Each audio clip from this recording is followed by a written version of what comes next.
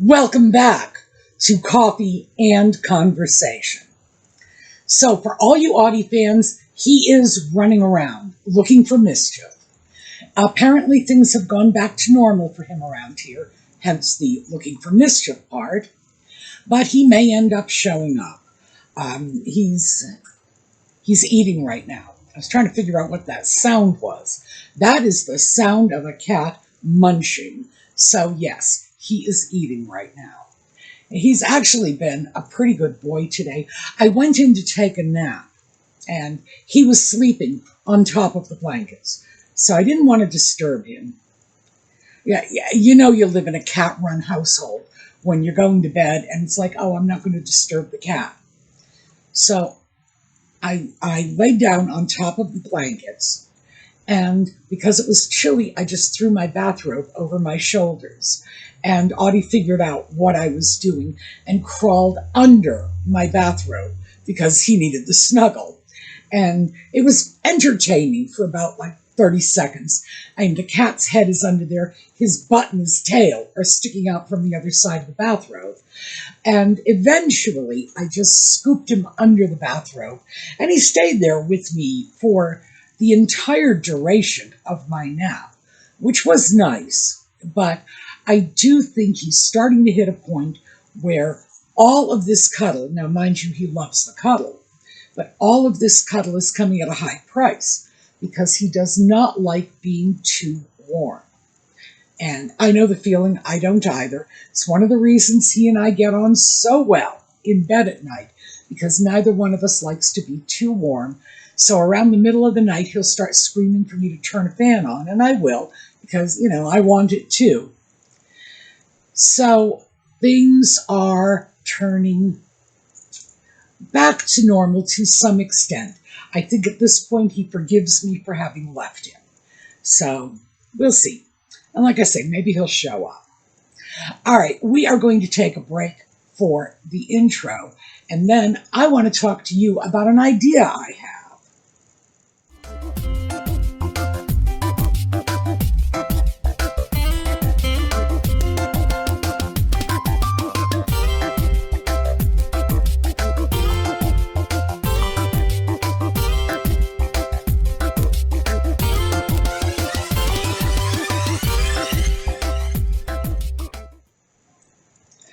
Okay, so I have this idea because I've been around the house for a couple of days with absolutely nothing to do except, listen to the churning of my own gears. And I realized I want to make a Chanel style jacket. And I have to throw in Chanel style because it won't be a real Chanel jacket. I'll be the one making it.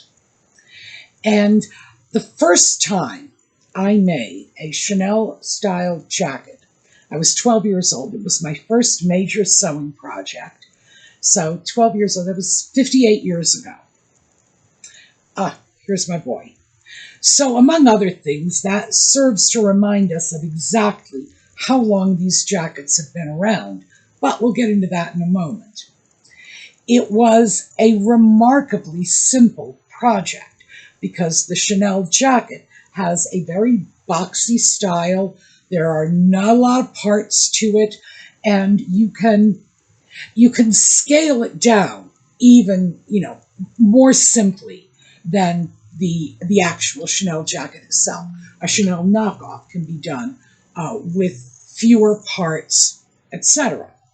So it's a great beginner project. No. Nobody wants to see your butt. See, this is the thing. He thinks everybody needs to see his cat butt, which is why I don't get to have company. Anyway, Chanel jacket, no more cat butt. It's a fairly simple style. It's a good project for beginners. It can be scaled back to suit the skill level of whoever is making it. But because it is so simple, it is also a great piece to illustrate couture sewing techniques. And let's just depart from Chanel for a moment and go over to couture. Now, when we use the word couture in English, We are basically just talking about la-di-da, high-end, bespoke, blah, blah, blah. Not so in France. In France, couture is a very specific term, kind of like neurosurgeon. I know you're thinking, whoa, what are those happening? These are French people, so just remember that. In order for fashion to qualify as couture, you have to have an atelier, which is a workshop. You have to produce a certain number of items that you show on the runways, at a certain number of fashion shows, a certain number of times of the year. You have to create a certain number of bespoke items that involve a certain number of fittings where the item is fitted to the customer. They take this very freaking seriously. So couture in France, this is no joke. In fact, when I was saying it's like neurosurgeon, I imagine the couture standards are probably even stricter than the standards for neurosurgery, because that's just how serious they are about this concept. When we talk about couture, what we are thinking is, ooh, high-end, la-di-da, and expensive, frankly, expensive, custom clothing. But the thing is, many couture techniques are not only easier than random sewing from a pattern, but they produce results that are just so much better. And there is an incredible variety within these techniques. So you can, for example, you want to line a garment. So you have your outside fabric and you have your lining fabric.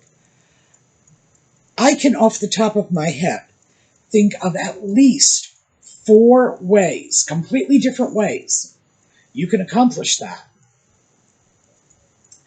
And knowing how to do this, just knowing the techniques, seeing what the results are, can improve the quality of your home sewing immeasurably, and it can enable you to produce really high-end looking garments with virtually no skill. Okay. Now, sorry about that. We had to take a little break because the cat just jumped up on my newly replaced knee. Now, he doesn't mean any harm. He's not trying to hurt me. He just wants to get in my lap. But unfortunately, he cannot do that because that was not pleasant. Now, we're going to leave couture for a moment and go back to Chanel.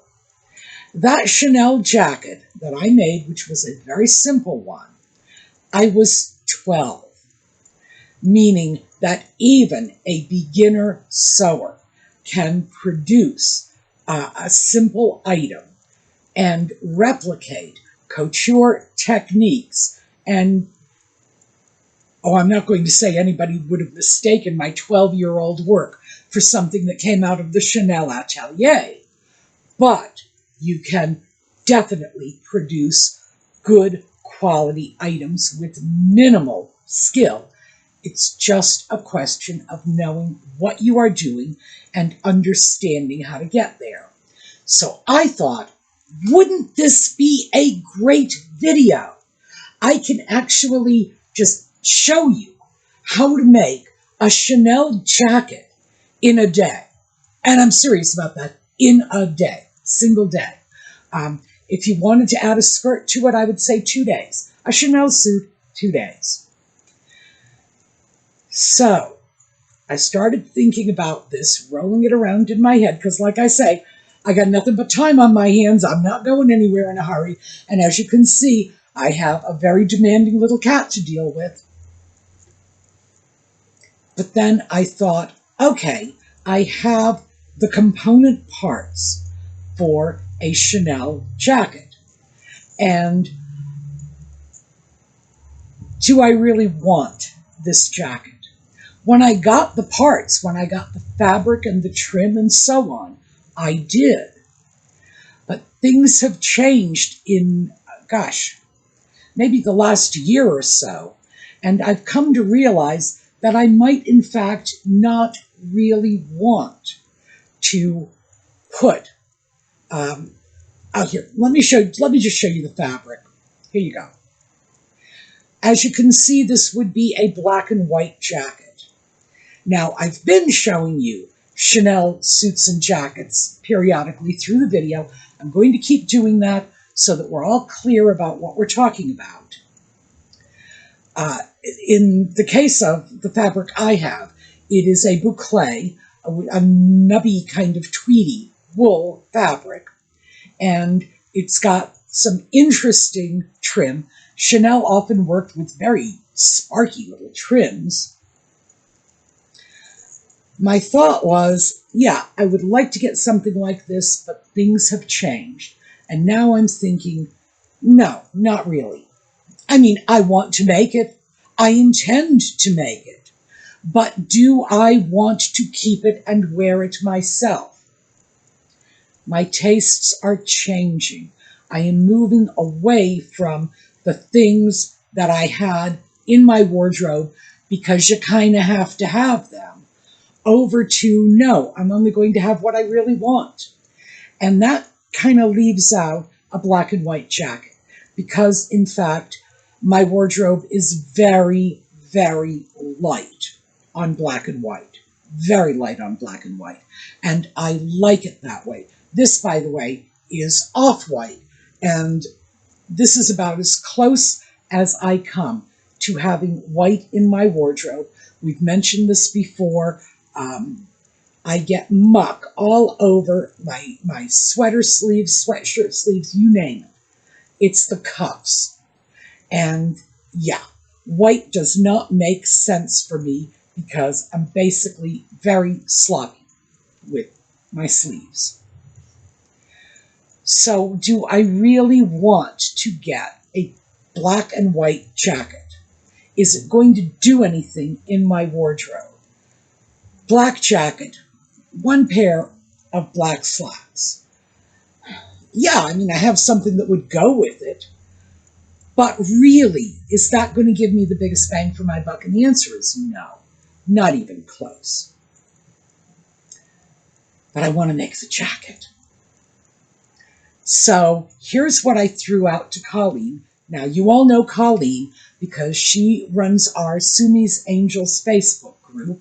And she and Steph, Lisa, and Karen moderate this group, keep it going. It's full of wonderful, fun, crafty people, and they handle all of our channel giveaways. That has been a great boon to this channel because this is one of the few channels on YouTube where I can actually run a giveaway and scammers cannot take it over, because that had happened in the past. Not just to me, but to many YouTubers who offered giveaways. Scammers would come in, hijack the giveaways, and get money from the channel subscribers. Yeah, you just won a prize, send me money. Public service announcement. If you have to pay for it, it's not a gift. So if you participate in our giveaways, you will never be asked to pay for anything. Period. If it's going to cost you money, we'll do something else. And that's something that we have to do sometimes. In certain countries, you can't send an item overseas without the recipient incurring like value-added taxes or something like that. And we'll just do it in terms of a gift card instead, because it's not a gift if you have to pay for it. Okay, enough of the public service announcement. But of course, I was infuriated when scammers were targeting our community and asking for money and telling people they had won prizes. Fortunately, the angels stepped in. They took over the giveaways, took it off YouTube.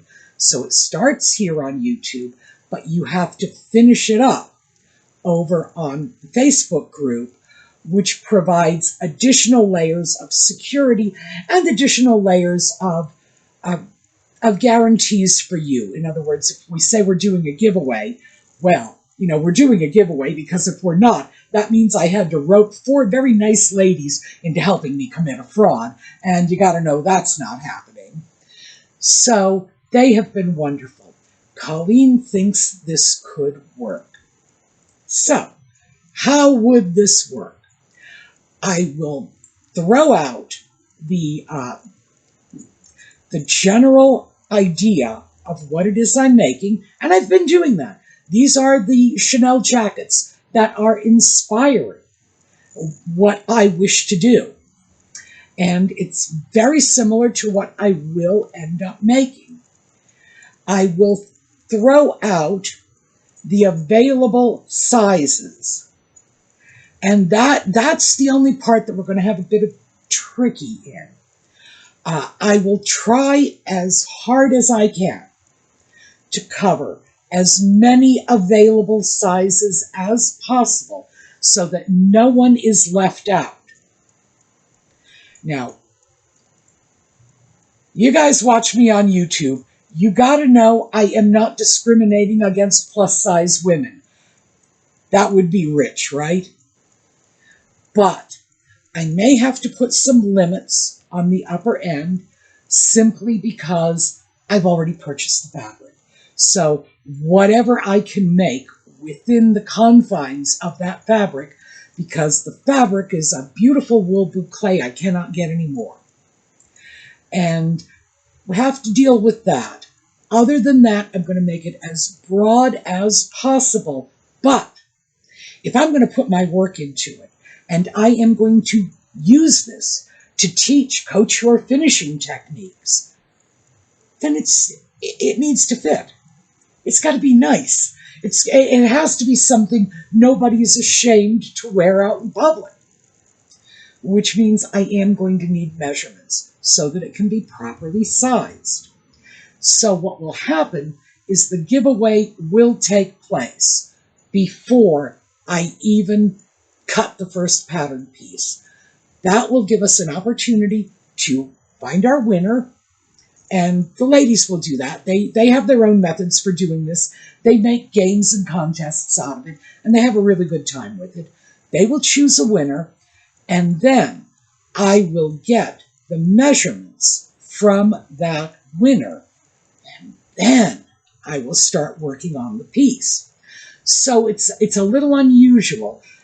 When the giveaway starts, there's not going to be anything. There will be no item, no tangible item to be given away until later. As I make it, when it's done, it will be yours.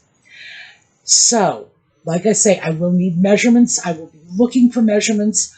Fortunately, it won't be a lot of measurements. I will probably be looking for a bust and shoulder measurement, but I'll also be looking for upper arm measurements and sleeve lengths.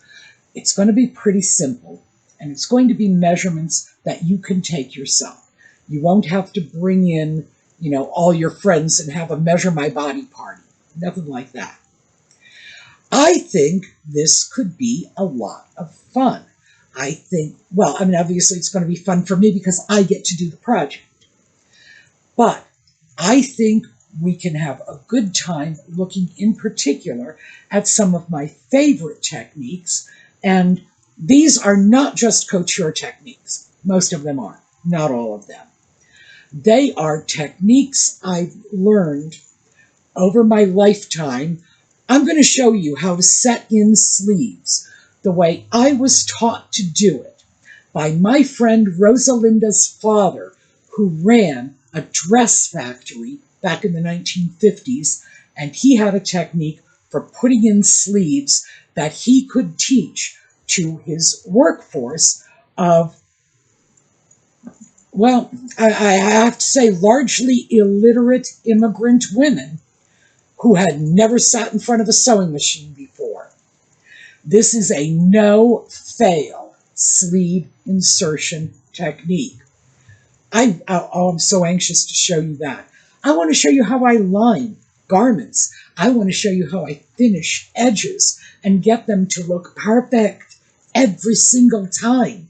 I want to show you where I pull away from the machine and go over to hand stitching. That, by the way, is one of the major earmarks of couture fashion, is there is a lot of handwork. And people think, oh, well, that's why it's so expensive. No, you know what it is? It's so much freaking easier. There are so many things that can be done so much easier, so much more effectively by hand than by a machine. And nobody ever tells you that when you start to study sewing. They will tell you, let me show you all the fancy things your machine can do. I have 2 sewing machines. One sews stitches. That's it. It's from the 1940s. It's a straight stitch. I don't even think it has a zigzag. The other one has a zigzag. That's it. I don't own a serger. I would not take a serger if you gave it to me, because that is not a high-end seam finish. Why would I take my work and downgrade it by using the same kind of seam finishing technique you would get on a t-shirt you bought at Walmart? No, thank you. So it's like there's so much to this. And I've wanted to do this because, I've been at this channel for a good 5 years now. 5 years. Oh, Lord, I think we're moving on to 6 years. And I've really wanted to share sewing techniques, but not in the traditional way. What I want to share is the shortcuts, the ways in which couture sewing is not just better than everyday sewing, but faster and easier, where you can get that good quality garment with less work, less effort. So I really want to do this. So it's going to be fun for me. I hope it will be fun for whoever wins the item, but I hope it will be fun for everybody else when we actually have a chance to take a look at this, when you can see how easy it is to get these techniques under your belt. And by the way, once you learn how to do it, you're never going to unlearn it. It's not like it's going to go away, you're going to forget about it tomorrow. No, you're always going to own them. So if you can come up with a new technique for lining a jacket, and yes, I'm going to show you one I'm pretty sure you haven't seen before. New technique for lining a jacket, and you can get great results because you can line the jacket, finish your seams in the same step. Super easy. You're never going to forget it. You're going to be able to transfer that into any other project you do. So that's why I'm so excited about this, because fundamentally, I am a teacher. Yes, I am a teacher. That's it. That's all there is to it. You can take me away from academia as long as you want to, but the teacher inside me is going to struggle to break free. I would love to pass this on, because fewer and fewer people are sewing the old techniques, because there was a time when everybody sewed, meaning that everybody had their own way of doing things. Again, extrapolating off that, there wasn't just one way to finish a seam. There wasn't just one way to line a skirt. Everybody had their own version of it. Some versions were much better than others, and we're losing that. As time marches on and fewer people are actually sewing, we are losing these skills. So that's what I'm throwing out to you. Now, let's circle back to Chanel again. And I know I've been bouncing back and forth. I did want to show you this picture, because this is a picture of a couple of women wearing Chanel suits. And these suits are from the 1920s.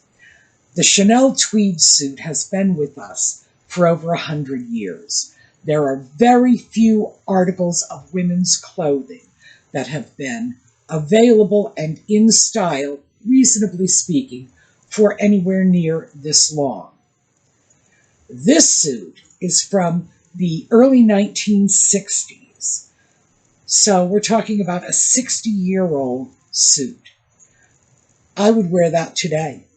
Without alteration. I would take that, and assuming it fit me, I would wear it without any problem, and no one would look at me and say, oh, how vintage of you. Everybody would look at me and say, ooh, Chanel. So that was why I chose this particular jacket, because it's always been with us. It probably always will be with us. It's never, ever going out of style. And there is one final Chanel picture I want to show you. Most of you will remember this, and this goes back to that Chanel suit I made when I was 12. And this is Jackie's raspberry and blueberry boucle suit. When I first decided to make my little Chanel knockoff, those were the colors I wanted to use. I wasn't really clear about why. It wasn't as if I consciously remembered. This was 3 years after the Kennedy assassination. It wasn't as if I consciously remembered that suit or anything like that. I just wanted to make a knockoff Chanel in pink and blue because I was 12. Because when you're 12, all you want is pink and blue. My mother stopped me. She just pulled the plug on that and said, no, you're not doing that. My suit was eventually red and blue. But even without realizing it, even as a small child, that suit was influencing my fashion sense. It took me many years to actually recognize that yes, the first actual serious piece of sewing work I ever did was based on Jackie Kennedy's suit, the one she wore in Dallas. Creepy, yes, totally creepy. But it wasn't a conscious connection I was making. As a child, obviously I was impacted by those events. But 3 years later, when you're 12, is a full 25% of your lifetime. So as far as I was concerned, it was ancient history and shouldn't be a factor anymore. It was not exactly Jackie's suit that I made or that I want to make now. Now I want to make, like this version of the Chanel jacket. So let me know in the comments. What do you think? Can we get behind this? Does this sound like a good giveaway? Is this kind of video something you would be interested in? Do you have a desire to make yourself a Chanel jacket? Do you want me to show you how to do it in a weekend? Oh, well, no. If you're going to take the whole weekend, I expect you to throw in the skirt too. But yeah, you want a Chanel suit in a weekend. Is that something that would be interesting to you? Because it's easier than you think, and the results will be a lot better than you could imagine.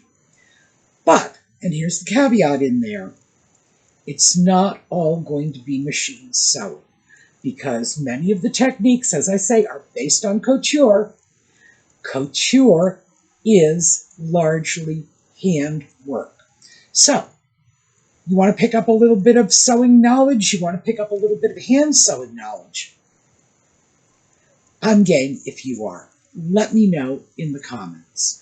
Now, we are going to take a look at a slideshow on the way out. I have to go get a bad cat. I think I hurt his feelings when I tossed him off my knee. And like I say, I know he didn't mean any harm, so I got to go make it up to him.